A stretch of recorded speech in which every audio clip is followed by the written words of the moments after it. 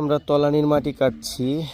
কোদালের একটা করে কোপের মাটি কাটা হচ্ছে, যতটুকু গর্ত হয়, এর বেশি হচ্ছে আমরা করব না। তো এই মাটিটাই কাটা হচ্ছে।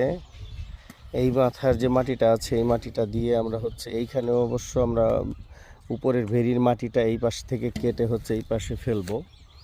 তো যেহেতু এগুলি ঝুরা মাটি, এটাকে আসলে পার বাঁধানোর কাজে ব্যবহার করা যাচ্ছে না, সেই ক্ষেত্রে আমরা এই নিচের মাটিটা নিচ্ছি।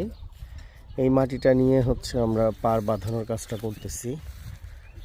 এই যে এইভাবে বাইরের পাড়টাকে বাঁধানোর কাজ করতেছি, পরে হচ্ছে গিয়ে আমরা এই বেরির মাটিটা কেটে হচ্ছে ভিতর পাশে ফেলবো, যাতে পাড়টা শক্ত এবং মজবুত থাকে এবং বৃষ্টির পানিতে ঝরে না যায়।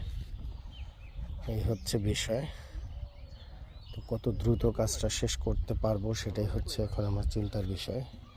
চেষ্টা করছি কাজটাকে দ্রুত শেষ করার।